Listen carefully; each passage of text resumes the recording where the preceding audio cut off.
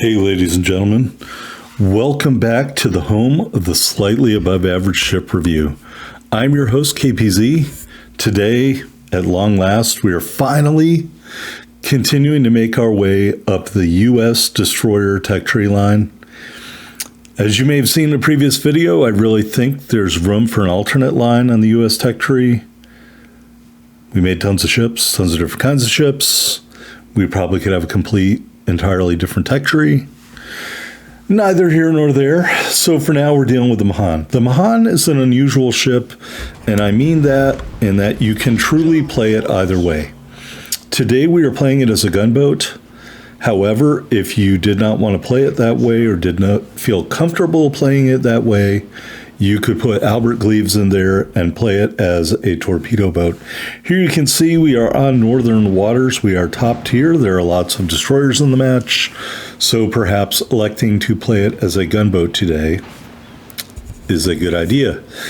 The reason why I say you could play it as a torpedo boat, it has 3 quad launchers, and so anytime you have 12 torpedoes available to you, you can make the argument that you should be a torpedo boat. Also, the concealment of the Mahan, not that great. And the speed is better if you put Gleaves in there and use Destroyer Be Destroyed. So there's definitely room there to run it, in my opinion, as a torpedo boat. All right, here we are heading to this is a weird cap arrangement that I'm not necessarily a fan of. Alpha cap up for grabs, and then each team has another cap. So we are moving towards the Bravo cap, really just trying to spot somebody, and we spot the Farragut. It seems like ages ago I provided you a Kraken video in the Farragut. So we immediately light the we light the Kraken up. Yeah, we light the Farragut up, and we launch some torpedoes first. We'll work in another torpedo launch there. As you can see, his engine is knocked out, so this is pretty much like shooting fish in a barrel. He manages to move past that first set of torpedoes and goes into a smoke screen. And although I feel really good about the salvo, we hit him with a torpedo and he dies. Kill number 1. All right, Trento over here. We really would love our teammates to shoot at him because I'm still dodging these Farragut torpedoes. And our propulsion is knocked out or disabled. And so right here, I think, you know what, maybe than just shooting out in the open, it might be a good idea to smoke up first. And I think there's another destroyer over there. That's why I launched some torpedoes into the smoke screen there. And I say that because the Trento, I think it has a rolling smoke screen, but that is not the Trento's rolling smoke screen. And I say that because it usually dissipates very quickly, the rolling smoke screen. So there's another smoke screen there, and I think there's another ship in there. So I'm only occasionally engaging the Trento. I'm really trying to see where these shots are coming from, and I'm just not doing it. So I just don't want to draw torpedoes into my smoke screen, which, to be fair, should have already happened if there were torpedoes available. So we're going to launch again, this time just to this side of the island. And again, not shooting, don't want to remind the other destroyer that I am really here. And let's see how this works out. And now I'll shoot at the Trento.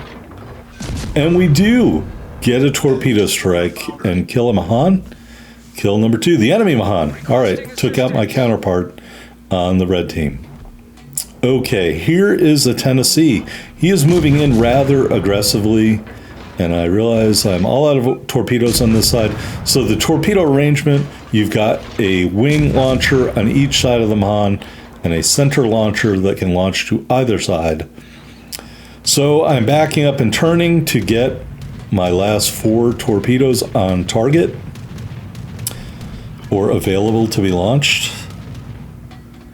And we're going to try to light him on fire first, see if we can get him to burn a damage con. We do shoot down a spotter plane, which is slightly helpful to us, although he appears to be charging directly into the smoke screen, which, not going to lie, is somewhat terrifying But we'll launch our first set of torpedoes, and he smartly makes a turn, and we will just as smartly move forward and line up our next set of torpedoes. He spots us, but he is shooting at someone else. We do clip him with a torpedo, but this second set of torpedoes looks like they're right on the money, folks. And yeah, we get full value. Kill number 3 on the Tennessee. So I think we've cleared out this side of the map. Now, looking up at the scoreboard, you can see there are only 3 enemy ships left. Guess what? We're going to kill 2 of them. Yep, we're going to kill 2 of them. Boy, I'm really putting the pressure on myself. I already have Benson and Fletcher videos in the can, but they don't have Krakens. And so now that I've Krakened every destroyer up to this point in the U.S. line, I think I'm going to be playing a lot of Benson and Fletcher video games coming up, because I really want Krakens for those videos too now. I was going to say, if I hadn't gotten a Kraken in this game, I think the Mahan is the hardest ship to Kraken in the U.S. line, simply because it has very high detectability and it doesn't have long-range torpedoes. So as a result, you're spotted quicker and you are killed faster. If I had to pick one ship in the line prior to starting my way up it that I would not have gotten a Kraken in, the Mahan would have been it. And now I look like an idiot because we got a Kraken in this game, in the Mahan, which I'm very happy about, by the way. All right, enemy T-61. I hit the wrong button there. In a minute, we're going to look at the scoreboard. You're going to see that enemy T-61 has been doing a lot of work. I think he has 4 kills. Yes, he does. SOCOM. Is he another SOCOM veteran? Very interesting. Well, anyway, nothing is better than a Kraken if you deny an enemy team player a Kraken while you're Krakening. And that's exactly what we're going to do. We're going to take out the T-61, take out Mr. SOCOM, and then we're going to get ourselves that Kraken. So originally I was thinking I would just go straight here and run into him on this side of the island. But then I decided I'm going to split between this little island off to our port side, where that destroyer kind of came from, and the big island, because I am very reluctant to be spotted by the Kirov and the T-61 at the same time. We'll take some pot shots at the T-61 from here, hoping we can knock him out. And we do get one hit right there, but I don't really know what it incapacitated. Maybe his propulsion, who knows. But thankfully, that other destroyer who crossed my bow, he does not aggressively go in there, probably for the same reason that I turned here and went around the island, because he didn't want to draw fire from that cruiser. So I'm just hoping I can get around the island in time before our aircraft carrier HE bombs the T-61, before my teammate shoots the T-61, and we are going to be able to get shots just any second now. There you can see he's shooting. First salvo aimed a little bit too far in front, second salvo right on the money. Kill number 4. All right, we're hunting for a Kraken. We're going to put torpedoes out on the Kirov. We're going to start lighting the Kirov up. He's already back out of torpedo range. So yeah, at this tier, those short-range torpedoes really hurt, in my opinion. You can get them out to 6.7 with Gleaves, or higher if you have them higher than I do. I have them at 16.2. It's just rough. These torpedoes are rough when you're facing tier 6 ships. We're continuing to pour that fire in on the Kirov. He finally shoots back and is way short.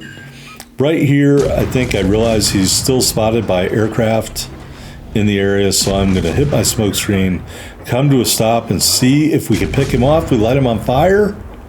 Can we take out the Kirov? Shells in the air. Kraken unleashed.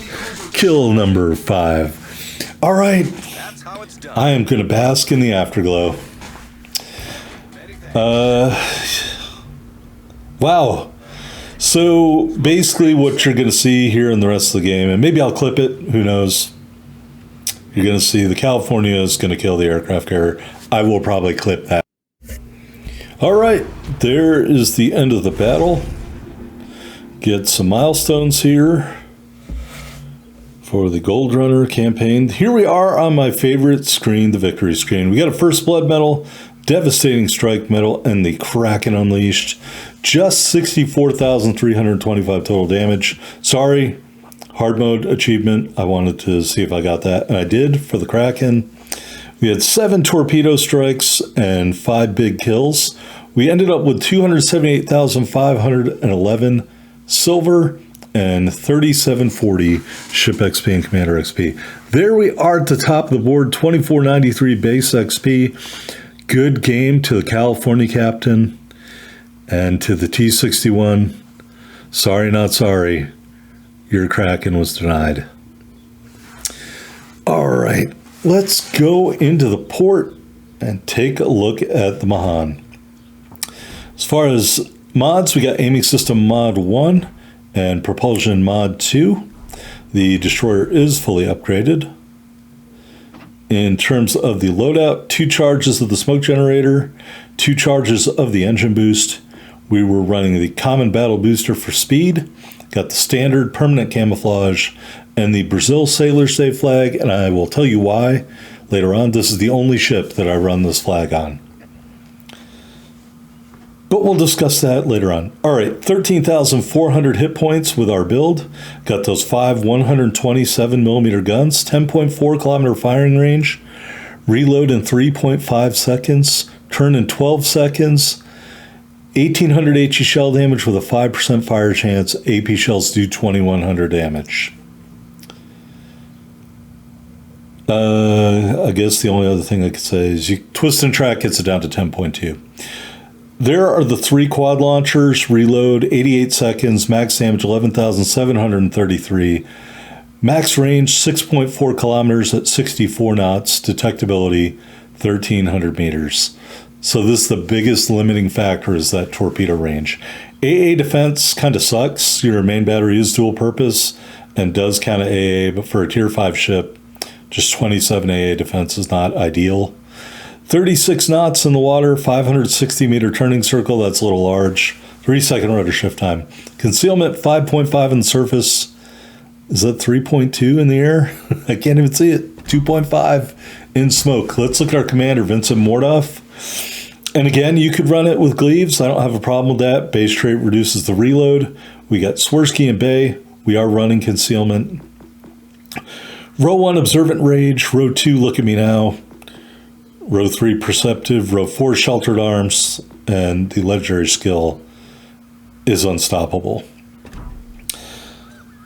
All right, so look, you could definitely run Gleaves on there. Again, your main battery reload's going to be around 4.4 seconds, I think.